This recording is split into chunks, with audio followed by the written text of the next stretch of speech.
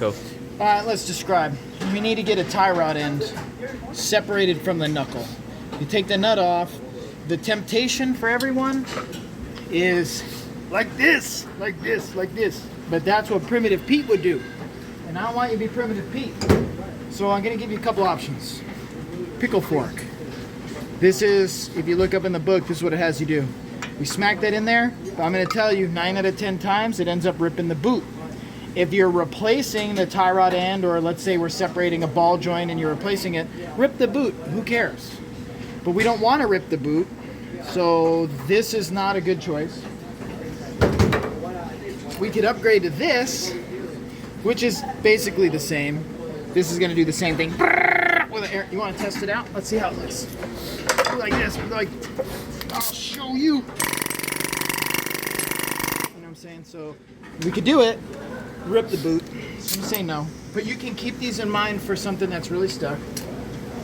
The other thing, and probably my preference if I'm in the field, is prying really hard downward with a big pry bar. Like this pry bar is kind of a piece of crap, to be honest with you.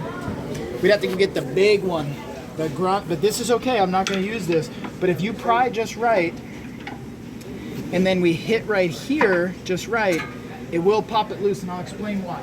This is a lesson on, well, never mind what it's on, but when there's parts, there's a part like this, a female part, and the male part, they can fit together just right, but it's a taper, right? So the male part gets bigger. The further it goes on, it gets bigger, it gets tighter fit, so it's actually like a press fit right now. You would be prying down, and then if you were to hit the female part, which is this, it would, for just a quick second, become not round, but be like oval. And that'll drop the male part out. It would work. But there's even one better way that I haven't shown you yet, because I don't teach you all my tricks. I taught you that one before. But this is actually a tie rod puller. This goes in here, and then we're gonna thread this down. And as you can see, it's not hurting the boot, right? It's just catching the edge. And then we would go, you know, I mean, you could probably blast it with the gun, but you have some hand tools here. It's not gonna be all that hard. This is another manufacturer specified way. So this is like really by the book. And there you go. Well, you scared? Don't be scared. Same with the ball joint, except I did want to show you something. The ball joint, that tie rod separator wouldn't work. We'd need something more like a 2-jaw. And you know, it'd kind of be like this type of a setup.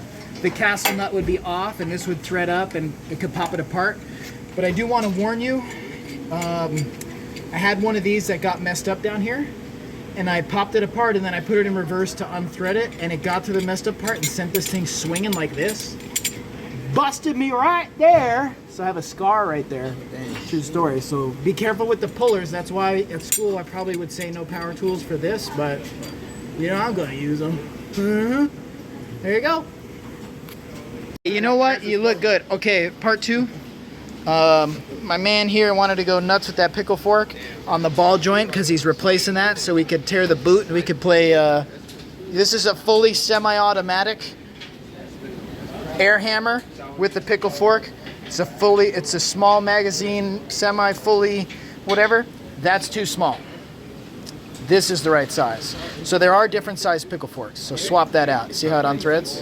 Hook a brother up. This is actually a pretty cool set because you can adapt them to hit with a hammer or the air hammer. I was close. There we go. There we go. There we go. The whole thing's spinning. All right, we're snugged up. Now get it in the spot where you think. Go for it. Okay. Keep working it. Keep going.